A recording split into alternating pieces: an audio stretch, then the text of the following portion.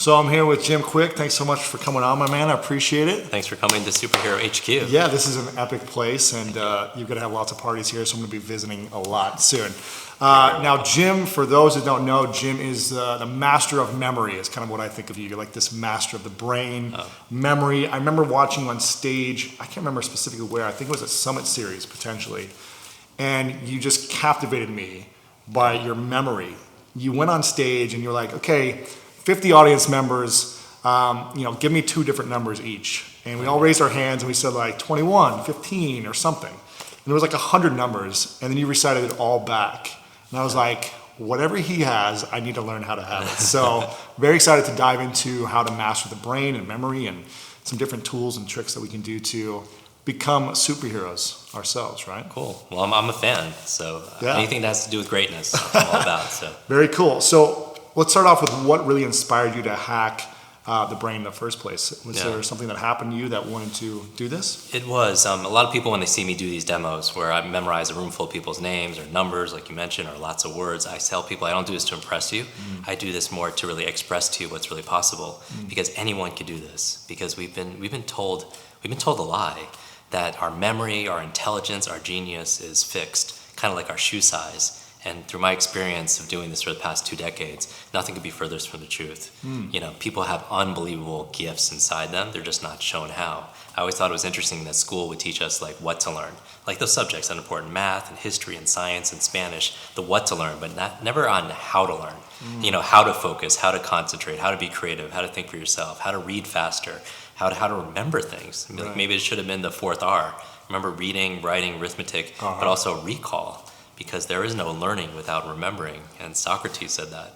But how I got started on this is I actually grew up with learning challenges, and a lot of people don't know that. But when I was in kindergarten, I had a really bad accident, and I had a head injury, and it left me feeling like I was broken, that my brain didn't work, and I had these focus issues. I couldn't remember things, and it took me extra 2 years to learn how to read, and I struggled, privately and then also publicly. And when you're that age, you get very self-conscious. Sure. You become very introverted, very shy. You don't want to connect with people because you feel like there's something wrong with you. And so that was my academic life. I just worked so much harder. And I don't know if people watching this can relate, but just struggling with overwhelm or overload, too much to learn, too little time, and it stresses you out. And you're like, why can't I do this? Why is everyone else succeeding so much faster? And I have to do all this, like, not even fair. Right. And that's what happened. Wow. And, so that's kind of early on made you want to then master it since you were having such a hard time. It did. I mean, I think our struggles really could be some strengths, and you know this. Of course. When challenge, with these kind of challenges come change, and problems become, help you progress. And so when I got to college, I remember first freshman year in college, I wanted to start fresh. And I thought that I could really make my family proud because they sacrificed a lot. But I was doing so poorly. And I took all these classes, and I thought I would do better and have a clean slate, but I actually did worse. And I remember I wanted to quit school. And at that time, you'd appreciate this, a friend asked me to come visit him and his family out on the West Coast, because I was on the East Coast, and he was like, I'd go out there. I was like, I'll just take a weekend, get a little space from school, because I was thinking about quitting. And when I get there, the family is extremely successful. And I don't just mean financial. They had an amazing home on the water, but they were happy. They were givers. They were learning all the time. And the father, before dinner, asked me these kind of questions. We were walking on his property, and he asked the kind of questions you would ask somebody who just started college, like how's school and that kind of stuff. Right. And I broke down crying. I was like, and to a stranger I just met 10 minutes ago. Wow. I said, I'm ready to quit. School is just not for me. I'm not smart enough. And he's like, well, why are you in school? What do you want to be? What do you want to do? What do you want to share, if you will? And it's funny when you're not asked a question in life, it takes a moment to pause to come up with an answer. Do you know what I mean? Sure. Like when you're asking questions, and no one's ever asked me those questions before.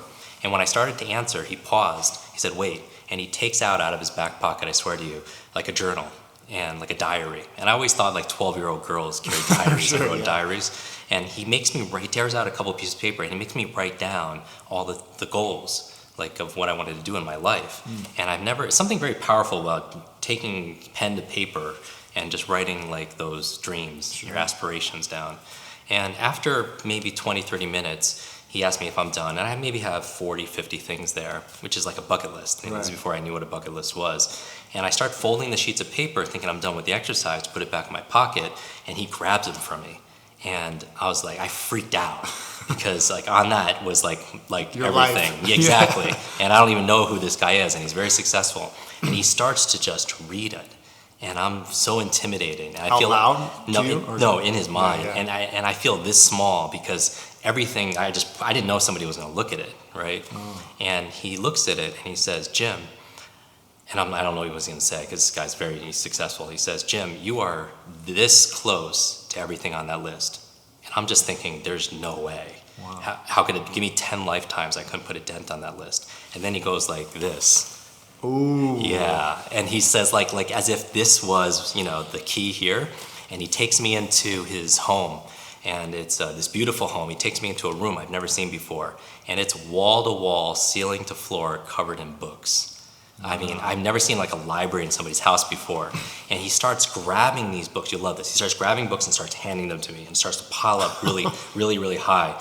And when I start looking at the titles, because I'm curious, there are these biographies of amazing men and women in history, and some really early personal development books, like Napoleon Hill, Think and Grow Rich, and Power of Positive Thinking, Norman Vincent Peale, and Psycho-Cybernetics, and all these. I'm just like, and then I kind of get an inkling of what he wants me to do with these books, and he asked me to read like one of these books a week. And I'm just thinking, and I say to him, there's just no way. I just told you I have all this schoolwork. And you're 19 now? Or I'm 18 years old. Yeah. I'm like, there's no way I have all these, I can't even finish one book. I have these reading challenges, and I have these learning challenges, and I have all this schoolwork. And he was like, Jim, he looked me right in the eye. He said, Jim, don't let school get in the way of your education. Ooh, that's powerful. And I didn't even realize that's a Mark Twain quote, but this is like, a couple decades ago. And I'm just thinking, wow, and it hit me like that. But still, I'm like, you know what? I still can't do this because I have all this work I need to study.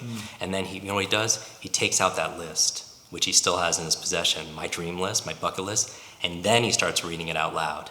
Every single thing, line by line. And I get chills thinking about it because there's something about watching a man who you just met, who's one of the most successful people that you've met, and he's incanting and putting it out to the universe out loud, your dreams. Sure. And it's very unnerving. And honestly, Lewis, a lot of stuff that was on that list, and I think about it, it was things that I wanted to do for my family. These are all things that my family, because I mentioned they sacrificed a lot, like a lot of hardworking people do, and I want to do things for them that they couldn't do for themselves. So with that leverage, I commit to reading one book a week. Wow. And then I go back to school.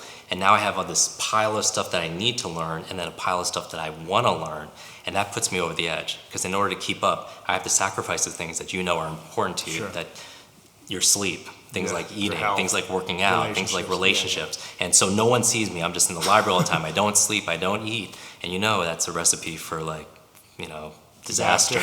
It is. And how it came up, how it showed up was I was at the library, and my body actually, it's the scariest time in my life. It actually just gave out. Like the battery just ran out, and I just passed out, and I fell down a flight of stairs. I hit my head again, and I woke up in the hospital 2 full days later. Whoa. And I was hooked up to these IVs because I was malnourished, dehydrated. I was down to 117 pounds. Wow. And I thought I died.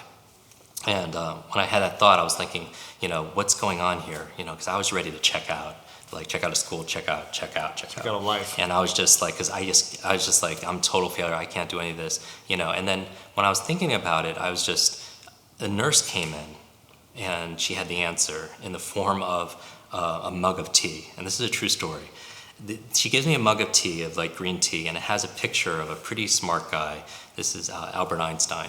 And there's a saying on there that you've heard 100 times. It said, the same level of thinking that's created the problem won't solve the problem.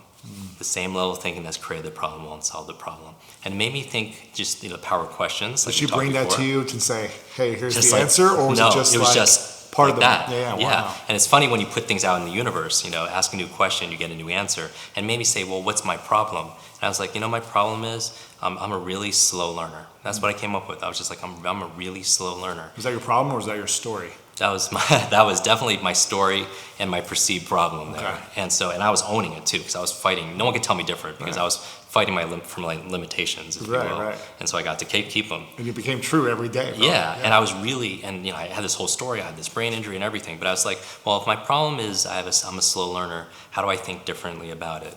And it was like, well, how do I learn how to be a faster learner?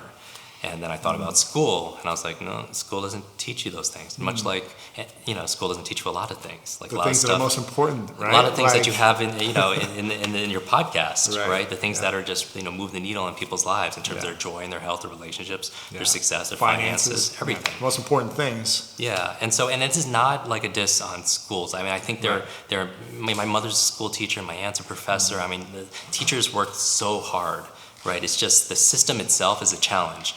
Because if people are watching this and they're stressed, they're overloaded, there's too much that to be able to keep up with, it's not their fault.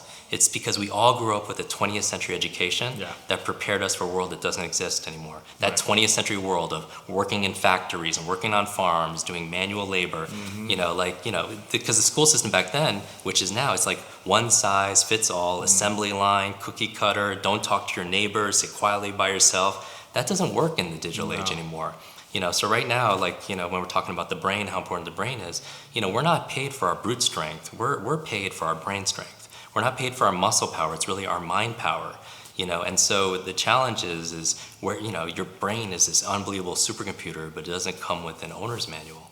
It's not always user-friendly either. Right. And so when I got out of that hospital bed, I decided to study this subject called learning, like learning how to learn. And I started to pick up every single book I could on brain science, adult learning theory, multiple intelligences, focus and concentration, things early works by, like on flow and stuff like that.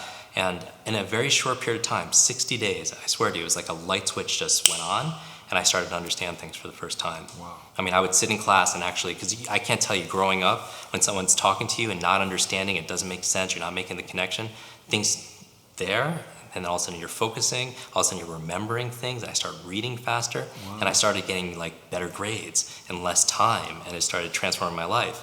And the reason I teach this to this day, because it's 2 decades later, is after you have that kind of awakening, you can't help, with what you do, share that greatness with other people. Of course. And one of my very first students, I'll never forget, she's 18 years old, a freshman. I teach a speed reading program to teach anyone to read 2 or 3 times faster with better comprehension. But she struggled for a few days, and then that same light switch went on, and she ended up reading 30 books in 30 days. Whoa. Yeah, I mean, can you imagine what books you would read if you go to Amazon right now, pick out 30 books, and know in 30 days you own that information, Amazing. as well as those authors. Sure. Now, what is it? I've always, this is my story. Yeah. I've always had a hard time comprehending and staying focused in books. Yeah. Now, half of it is probably I'm just not interested in the topic or the book, or it's not well written. But what are some things that people can do just right away?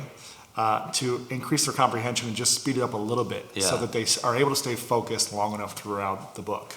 It's amazing what people could do, because here's part of it. It's motivation plays a big role, first of all. And you mentioned things that you're interested in. Yeah. This girl, I wanted to ask not how she did it, but I want to know why she read 30 books in 30 days. And I find out that she paused and she eventually told me it's because her mother was dying of terminal cancer and was given 60 days to live. And the books she was reading were books to be able to save her mother's life. Wow. Yeah. Talk about motivation. I just got chills. Wow. I don't. It's hard for me to even talk about because my memory is so clear of these events, and not just because I'm a memory expert. It's just it takes me back because at that time I'm 18. I just wished her luck. I'll say prayers and said But what do you do? And then 6 months later, I get a call from this young lady, and she's crying and crying and crying for minutes. And I find out that they're tears of joy. Wow. And I find out that her mother not only survived, but her mother's really starting to improve. Doctors don't know why or how. The doctors actually call it a miracle. But her mother attributes it 100% to the great advice she got from her daughter, who learned it from all these books. I mean, whoa. And those kind of things, that's why it went into my body that, that learning, that if knowledge is power, learning is a superpower. That's what I was going to ask you next, because I saw that on your website. So can you speak more into that? The power of learning and, not just having knowledge, but being able to learn? Yeah. And why is that a superpower? I think that if there's one skill to master in the 21st century, It's the ability to learn rapidly. You know what it is? They call it in the military a forced multiplier.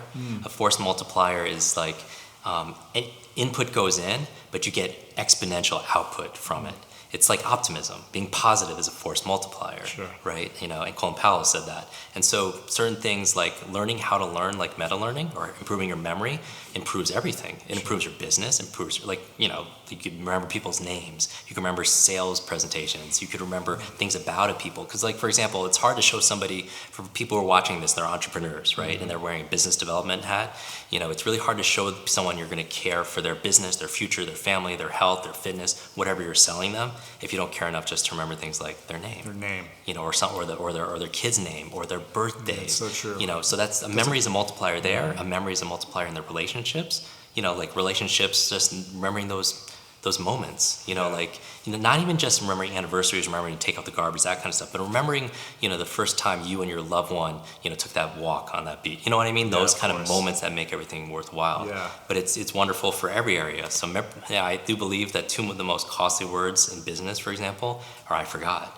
I forgot to do it. I forgot to bring it. I forgot the meeting. Name. I forgot your name. Oh, it's the worst. Like right? you could forgetting someone's name, and I've seen this time and time again. It could hurt a relationship. It could kill deals. I've had people call someone by the wrong name, and they've lost multiple $1 million deals just on that. I've had people email me and use a different name in my email. Right. And it's frustrating. I'm just like, if you're trying to reach out to me and you use Mark because you weren't even paying attention, you weren't being present, it leaves a bad taste in people's mouths. I know I'm not perfect. I've forgotten people's names, and I've probably said the wrong name at times. So, what are some things people can do to remember names? Yeah. Okay. So there are 3 keys for improving your memory. 3 keys, right? So if you're ever forgetting something, you forget things, you feel absent-minded, like senior moments are coming a little bit early. You're in the shower, you can't remember if you shampooed your hair. So you end up doing it twice. You misplace your wallet, your phone, your keys, or your car. You see the people like, where did I park my car? Yeah. These kind of things. And they waste a lot of time too. And they take away, all the treasures. And I don't mean just financial treasures. I mean just the important things, in our life. But there's 3 keys. And remember MOM, M-O-M. Always remember MOM. So if you're ever forgetting something, usually one of those 3 things are missing.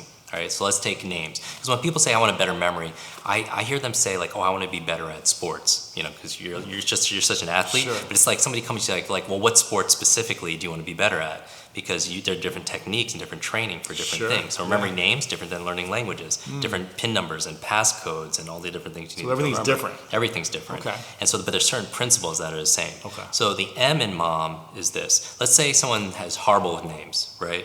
But let's say that there's a suitcase of $100,000 cash if you just remember the name of the next stranger you meet. How many people are going to remember that person's name? I'll remember. Everyone, right? Everyone. And so that's the thing. The M stands for motivation. So it's interesting. So all of a sudden, everyone's a memory expert, but it had nothing to do with their capacity or their potential. Everyone could do it. It's just whether or not they decided to do it or not, if they wanted to. It's almost like if it's worth it enough or the consequences are that big, or the stakes are that big, if you're going to miss out on not, right? It's like the motivation. Exactly. Because one of the things to learning, we know with human motivation, because I did this presentation and Bill Gates was there. And we're talking about wealthy individuals, right? And so, afterwards I talked to him and we were talking about the bridge between education and technology, and I was like, what's missing? What's the future of learning? And he was like, Jim, the key is human motivation, really understanding what drives people. And I was like, wow, that's really right. Because this, people could go out there and they could buy courses, but a lot of people never open it. Exactly, because it has everything to do with drive and reasons. Because motivation is like, like what is your motive for acting? Sure. Right? What's the fuel? And I believe there's a success formula called H cubed, that it goes from your head to your heart to your hands. That people could visualize and affirm and see things here all the time and think about it. But if they're not acting with their hands, actually doing something about it, then usually what's missing is the second H, which is the heart, the emotion, the energy of motion. I had a martial arts instructor tell me years ago, you can't steer a parked car. You need fuel. Where's the energy that's going to do that? And so what's people's motive for action? So simple. When people are remembering people's names, ask yourself, why do you want to remember this person's name? Because reasons reap results. I've always found that in life. Wow. Reasons reap results, because you need a big enough why.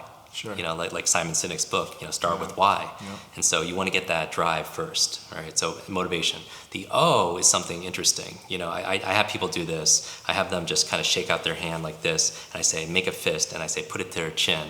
And then I go like this, and everyone puts it here, but I said chin, and this is the difference. The O stands for observation. Okay. And I find that a lot of people blame their memory issues, and they think it's like a retention issue, but I find it's really a attention issue. Okay. It's an attention Being issue. present, you mean? Or It is. That's a big part of it. It's like, let's say everyone uses a search engine like Google every single day, but a lot of people, they use it 10 times a day.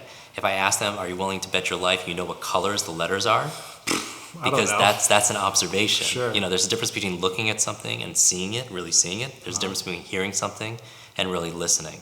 Like leaders, like for example, I had this whole escapade with the X-Men, which was insane, but I had to leave the set because I had to go to a charity event. And one of the people that I think leaders, independent of your political bent, who has an incredible memory is President Clinton. Every single time I've met President Clinton, he's remembered my name. No way. He does. And how many people does He says, hey, Jim, good to see you? How many people does Clinton meet on a regular basis, right? A lot. And so that's a leadership skill, though, right? And so FDR was incredible with names. Also, he would walk around the White House and point people out and say hi to them, saying hi to their spouse and using by name. I mean, that's because think about the sweetest sound to a person's ears, right? Their name. It's their name, Yeah. right? And so anyway, I asked him what's memory trick he uses. He uses no memory tricks at all. And he tells me this, this amazing story. To build. Yes. And so he tells me this incredible story about how, his grandfather, in Arkansas would get all the kids around and tell stories to them, but then he would quiz them. They would really need to listen and be present. And it's funny because I noticed that, Bill Clinton is, regardless of how you feel politically, incredible communicator, incredible charisma, incredible connector, right? And he also, this memory, I find, he has this incredible presence, this powerful presence, but I find that his powerful presence and his memory comes from being powerfully present. His powerful presence comes from being powerfully present. And here's the thing, when people are networking, because I know a lot of people, they're entrepreneurs, they're social entrepreneurs, and millennials, and they're going out there meeting people, because really it's what you know and it's who you know. But that's all memory. What you know, a lot of people go to a seminar, 2 days later, they'll forget everything, right? 80%, there's a big forgetting curve, but also who you know and who knows you. Right? But what the challenge is though in networking, and how many times do you find yourself talking to somebody and then looking over their shoulder? I hate that. Yeah. I hate when people do that to me, though. Exactly. It's like annoying. Because you're distracting yourself all the time. Or if you're not distracting yourself externally, you're like talking to yourself. What am I going to say next? Exactly. Right. So the people aren't even listening. Now this is so key. When people are communicating, most of the times you find that they're not even really listening. What they are is they're thinking about how they're going to respond. Right, yeah. And if you look at the word listen and you scramble the letters, it becomes the word silent. No. Yeah, isn't that crazy? If people would just do that, and we're talking about really fundamental things. That's one of the reasons I love your podcast is because some of these basics, those are the biggest things that move the needle. I mean, just understanding why you want to remember something and being present and paying attention and being silent and really listening. I mean, that's not magic, but that's just like going to the gym. Right. I mean, think about the fundamentals. We're talking about exercise. We're talking about sleep. We're talking about a good diet. Yeah. That's Basics. 80. Yeah, the mindset. That's 95% of it right there. Yeah, that's incredible. And then finally, the third M is mechanics. Okay. For mom. So M is motivation. The O is observation, and then the final M is mechanics. And these are not the person that's going to fix your car, but this is the tips, the techniques, the hacks, if you will, the strategies on how to learn a language, how to speed read, how to remember that person's name, how to give a speech without notes. Right. But the M and the O, motivation, observation. So what's the mechanics then for, say I'm going to an event and there's 10 people that someone's introduced me to, and I'm shaking their hand. We've all done this before. It's like, hi. What's the mechanics to remember? I mean, we've all had the experience. So relationships, it's all proximity and it's all who you know, right? Yeah. And who knows you back, Yeah. right? And one of the most standout skills that I know of is walking into a room, meeting 20 strangers, and leaving saying goodbye to every single one of them with their name. Can you do that? Because who are they all going to remember when you walk out of the room? That's a standout skill. That's a skill. That's the thing because when you remember people's name, they feel like that you care. Because what's the opposite? If you forget someone's name, how do they feel? You don't care. That you don't care, that they're not important. And, this is what I've been, thinking my whole life, because I've never felt like I've had the book smarts. Yeah. But I felt like I've cared more than, 99% of people. Yeah. And I feel like that's what's been able to get me to where I want to be, by showing people how big my heart is, as opposed to how much I know. Yes. And I think could be the most powerful thing, is like remembering and just being connected to people as opposed to telling them what you know. And that's huge too, because a lot of traditional networking or business advice will be like, oh, you have to, when you're going to people, tell them all these amazing stories and really be interesting to them. I think there's a difference between interesting and interested.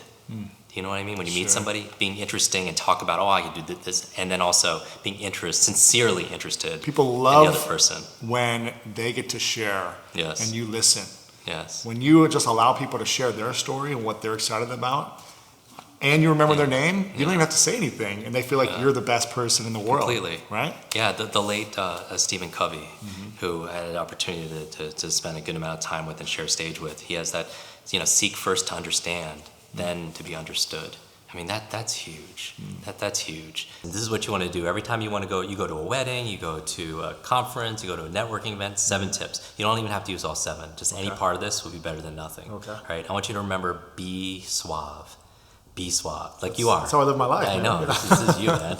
So when people are going out and they're checking the mirror on their makeup and their clothing, when them say, I'm going to be suave. So the B stands for believe. Because you know this better than anyone.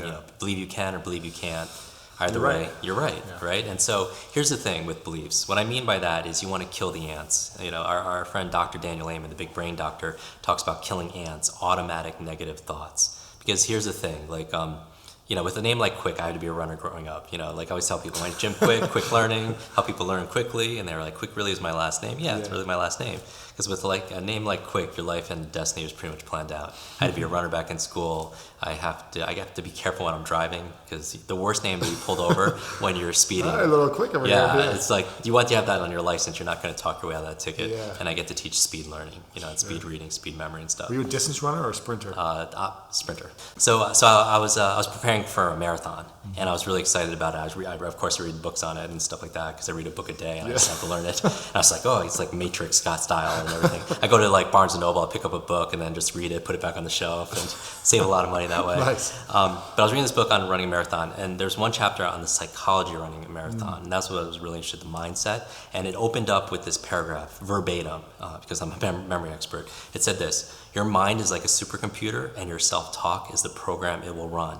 So if you tell yourself you are not good with names, you will not remember the name of the next person you meet because you programmed your computer not to. I was like, wow. Powerful. So B for be suave, the B stands for believe. Believe you can, believe you can't, either way, you're right. Because here's the thing that I've learned, and here's the tweetable, if you will, is your mind is always eavesdropping on your self-talk. Your mind is always eavesdropping on your self-talk, all right? So you want to monitor that. So I encourage everyone to spend a week, do a 30-day fast, no negative thoughts, or you have to regroup, right? Wow. So that's the B. The E in Be Suave stands for exercise. And I don't mean physical exercise, although people who are more physically active will always do better on mental acuity memory exams, because anything that's good for your heart is really good for your head, right? Sure. But I mean practice, because practice makes progress. Practice makes progress. It always does. And so the bad news to remember names, it takes effort. The good news, not as much as people think. So the bad news takes effort, but what's not valuable in your life that doesn't take effort, sure. Right? And so there's no magic pill, like there's no magic memory pill, but there is a magic memory process. And that's what we're talking about. There's no magic memory pill, but there is a memory process. And so the E is exercise. And so it takes about 21 to 30 days. We learn in psychology the law of 21, practicing something for 21, 30 days, whether it's learning how to type or learning how to drive a car or what have you, until you get to be second nature with it. So you practice. And where can you practice? Everywhere, right? Just anytime you're flipping through the channels and people get introduced, you're meeting people all the time, you can practice all the time. Sure. And so it doesn't take that much. You go, exactly. The gym. You could go to the grocery store and see 3 strangers and just make up their name. That's Bob, that's Sue, that's Mary. And then when you leave, like you check out and you're at the Whole Foods. Exactly. Yourself, right? Yeah, and then so that's the thing. That's the difference, right? Cool. Tony Robbins talks about what you practice in private, you're rewarded for in public. So that's what you do. You practice. So that's the E in B. So B-E. So B is believe, E is exercise. Now the suave is the actual mechanics. All right. So the S in suave, when you're meeting this person for the first time, the S is you say the name. All right, you say the name. So hi, my name is Jim. Hey, Lewis. Lewis, it's nice to Good meet to you. meet you. Good to meet you too. Man, if I was any better, my name would be Lewis Howe. That's my pseudonym. So I'll say the name right away, and just by hearing the name again helps me. So now I heard it twice, one from you, one from me. All of a sudden, I'm going to remember it better. My retention is going to go up. I also want to say it because I want to make sure, going back to mom, the O, I want to make sure I observed it correctly. Sure. Because sometimes you're networking, a lot of things going on. You meet someone named Ted. You say goodbye, Ed. Better to get corrected up front than later on. Right. So you say the name. The U in SWABs means use it. You want to use the name. Very simple, right? You want to use it, not abuse it. But just, because Lewis, thanks for coming. Lewis, we want to talk about Lewis. Then it gets creepy. Right, that's like a Seinfeld salesy, episode. Right? It's like yeah, salesy. Exactly. It's try hard, and it's like a Seinfeld episode where, like the close talker, or there was actually a Seinfeld episode. I haven't thought about this in years. Wasn't there a Seinfeld episode, like a rerun you might have seen, that he was dating somebody and was intimate with her, but he actually forgot her name. And every single time she would leave, he'd try to go into her purse and get her driver's license and meet Kramer and try to get the name to come out. But here's the thing: it rhymed with a part of the female anatomy, and that was the famous episode. If you remember, if people watching this remember what that is. So you want to make sure that you use it 3 or 4 times in the conversation. Sure. The A stands for ask, and this is a really big one. Ask, because what's everyone's favorite subject? It's like, it's not travel, it's not entrepreneurship, right. It's not even, it's not shopping, it's themselves, right? Sure. And you ever meet somebody and their name is a little different than you're used to, like you've never heard that name before? Yeah. Probably 80% of the people you meet, Lewis and Jim, they're pretty common names. But sometimes you meet someone named Afzal or Riddiger or Isis or what have you. Then you ask about a person's name. And what can you ask about a person's name? You could ask, like, how do you spell it? What does it mean? What does it mean? What does it stand for? Who you're named after? Are you related to this person? All these questions. And, for the most part, everyone gets very complimented because a name, again, is the sweetest sound to a person's ears, right? And think about why, though, like the psychology of it. A child, what's one of the first words they learn how to write? Their name. And Their how much, mom or exactly, dad, and how much love were they given when they did it right?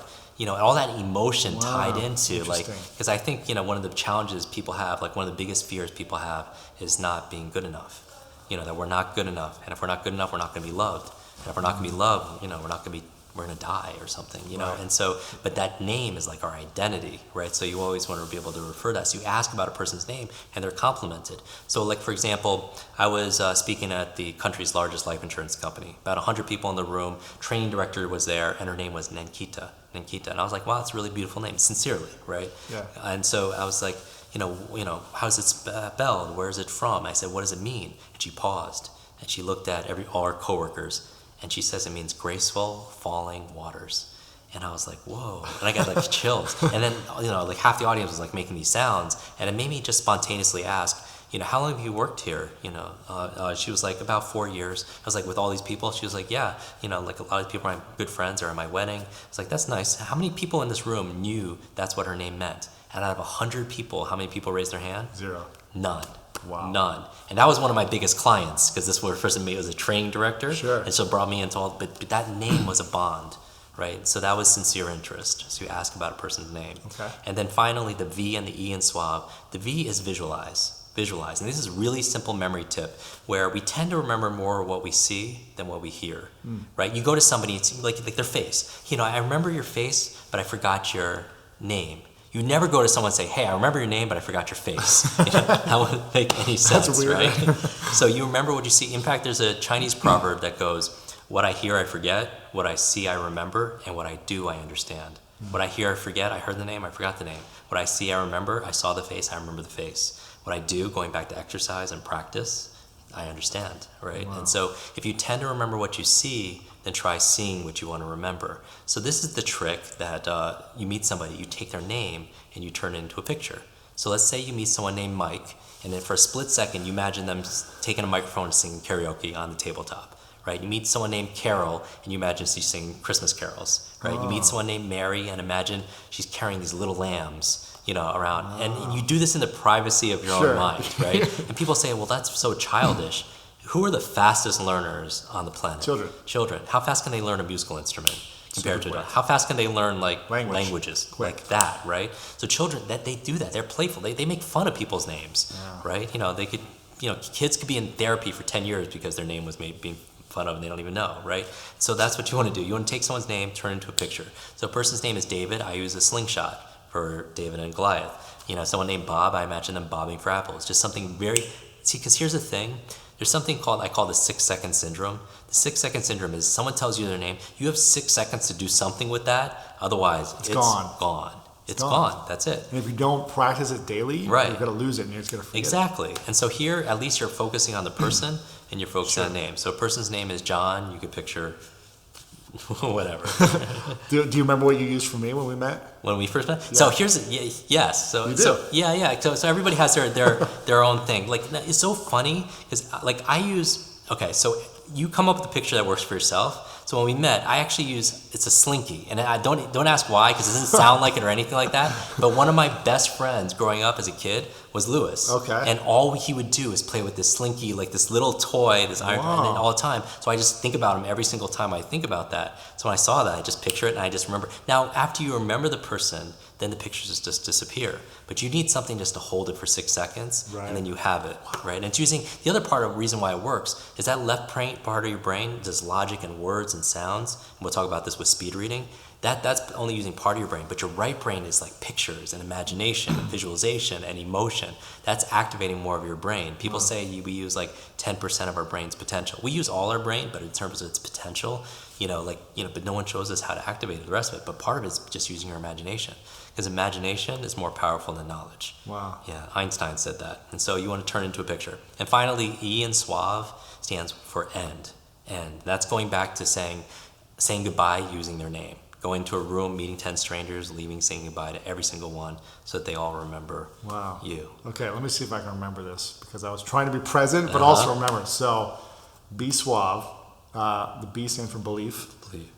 E, exercise. Exercise. Practice. S is say it. Say it. What's how suave? U is use it. Use the name. A is ask about the name. Ask about the name. V is visualize, and E is end. Nice. Yeah, man. Dude. I'm picking it up as we go. Very cool. And this is so what I'm saying is when people they experience this and they practice this, you'll see a big lift. And that's what I love about it. And then all of a sudden, once you have that competence, it increases your confidence. Yeah. You show up differently when you're out there with other people. Yeah. You probably don't have to use every one of them for each person. You can just say, I'm going to say it a few times. Maybe just say it and visualize it, and then you're done. Yeah. So cool. any part of it is better than most people, which is nothing. Because if I say, you tell me your name is Jim, I'm not going to say, that's an interesting name. Right. Exactly. Tell me more about who called you that. But if you just imagine like me doing something funny with my, like barbells or whatever, like the magic of Jim or whatever. Yeah, and if people are motivated, they're asking why they want to remember a person's name. Like I would ask myself for motivation, why do I want to remember this person's name? Maybe it's because I want to get some business, or I want to show this person respect, or maybe I just want to practice these tips that I learned, on this podcast. That's cool. I'm going to have a couple questions left for this interview, and we're going to have some extra videos with some more memory tips for people. I'll tell you guys where to go for those at the show notes after this interview. But I want to ask you, what are some daily habits or rituals that you have to just sharpen your mind every single day that others can apply? Okay. So I think here's the thing when it comes to your memory. 2/3 of it is so people are concerned that they're growing older. But I could say you can improve your memory regardless of your age, your background, your career, your diet, your level of education, your financial situation, your gender, your health situation, your IQ, anything. It can be improved. Here's the thing. 1/3 of your memory is predetermined by biology and genetics, but that's so exciting because that means 2/3, the majority, twice as much, is completely in your control. That's cool. And so the things that move the needle, for example, are like 10 things that I'm thinking about that's going to move the needle completely of that 2/3. So it's a good diet, right? So a good diet, because you are what you eat, right? Sure. And so there's certain brain foods that we know is good for your is good for your mind. Dr. Amen talked about that as well. A lot of that. Everything from blueberries to walnuts and everything, right? So there's good diet. And number 2, killing ants. Killing the automatic negative thoughts, which is a big for a lot of people. Remember, your mind is always eavesdropping on your self-talk, and it's a practice, right? So you want to be able to eliminate the negative talk. And you can't just eliminate something, you have to replace it with something else. Something positive, right? Exactly. You can't just stop smoking, you have to start doing something else. So because here's the thing that you want to avoid. A lot of people start taking pride in how bad certain things are in their life. It gives them significance. Very much so. You nailed it. They have People start getting importance. pride because my memory is so bad. If I don't write my grocery list in triplicates, I won't remember it. And like, oh, you think you're forgetful? This is how forgetful I am. Right. Or this is how bad. And people also have this with busyness. It is so bad nowadays. Everybody has to be busy because that means, oh, that person must be so important, right? And so that we got to get off that cult of being busy. Because that's like congratulations for being the most busy person. Right, in the exactly. world, right? Like not everybody has you things win. to do. Yeah. Exactly. But if people start getting pride, they start designing their life around being busy, and they wonder why they're all stressed out all the time. So automatic negative thoughts, kill those ants. Number 3, that's good that you have to do daily is exercise. Right, because your body and your brain, it's connected. And there's actually certain exercises you could do to build your brain power. So for example, juggling. Extremely good for your brain. It's been shown in Oxford last year, there was a study saying that jugglers actually have bigger brains. You could actually build more white matter. It's also a great tip for speed reading because as you're juggling 3 balls, your eyes, you only have 2 of them, you can't focus on all 3. So you have to soften your gaze and take in more, like peripheral vision, and it trains you that way. So you can actually take in more words as you're reading. But it actually builds more white matter as you're doing it. There's certain exercises also we teach people. This is a field called educational kinesiology, where certain body movements actually helps build your brain power, which is these cross laterals and these kind of fun things. Even something simple like, like we're always on the computer all the time. So it's really important to kind of keep your hands and your fingers kind of stretched.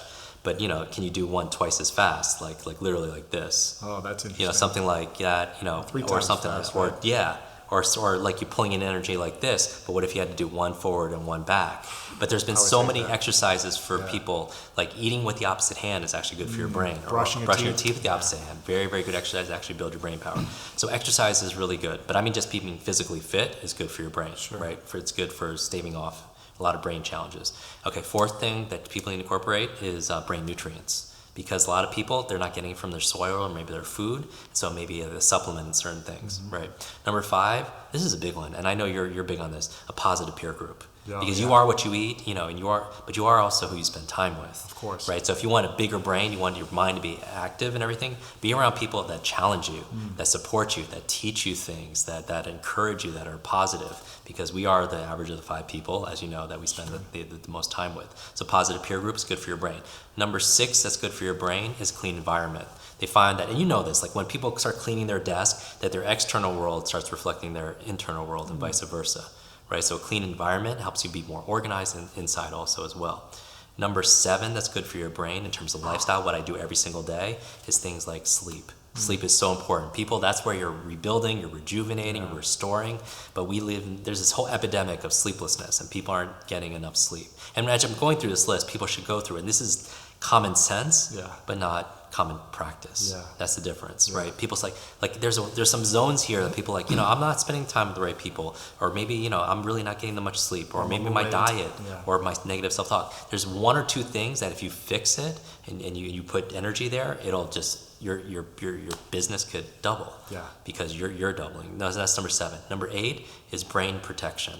So important to protect your brain because people who are accident prone or they're doing like a lot of extreme sports, they're active. You want to make sure you wear helmets and just because your brain is resilient, but it's this controls if everything. You smash it, you're done. My father 10 years ago got in a car accident. And he's still recovering. He's not the same person. He can't work anymore.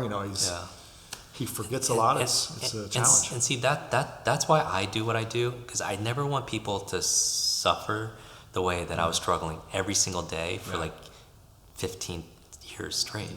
And just because it reflects on when I was in that hospital bed going through all that, and then it was so funny, like not funny as in haha funny, but when this young lady who read the 30 books in 30 days and saved her mother's life, she gave me one of those books, and inside the book was this photograph. And she was using it as a bookmark, and it was her mother in the hospital, and it reminded me when I was in the hospital. And so, take care of your brain. Number 9 is new learnings. Learn something new every single day. Never let your head hit that pillow being the same as it was when I woke up, ever. Right? So listen to podcasts. Listening to podcasts, reading. Exactly. Watch your TED Talks. Take an online course or anything new learnings. Because here's the thing. We've learned more about your brain in the past 20 years than the previous 2,000 years. And, according to science, neurogenesis, that your brain can create new brain cells even as it grows older. And neuroplasticity is saying you can make your brain's like plastic. It's so malleable that just having a new thought creates more connections. And so Einstein's brain wasn't any bigger than anybody else's, but he had more connections than most people in certain areas, and those connections come from new learnings. And that's all learning is connecting something you don't know to something you know, and making new connections like that. So always new learnings, and always challenge yourself. And that's probably the most out of it. And then finally, number 10, what I try to practice every single day is stress management. You know, so if you want to know what the biggest obstacle is for people's brains is stress. Stress creates cortisol, adrenaline in your body, and it's really good for fight or flight. It's not really good if you need to take a test. It's not really good if you need to study. It's not really if you have to read reports and journals and learn something brand new or learn a language, because that'll shut down parts of your brain. Wow. So those are the 10 things that I focus on every single day. That's what's going to move the needle more than anything. That's really powerful information. Thanks for that. We've got 2 questions left, but I want to ask you before those final 2 questions. Tell me about the whole X-Men experience you had. Were you coaching a whole X-Men group or? Yeah. So we have that photograph that's there with me and the cast, and the backstory for that, in terms of like a school of greatness. Speaking of school of greatness, is last year I had the privilege to go in and train the chairman of 20th Century Fox and his senior staff, about 20 people.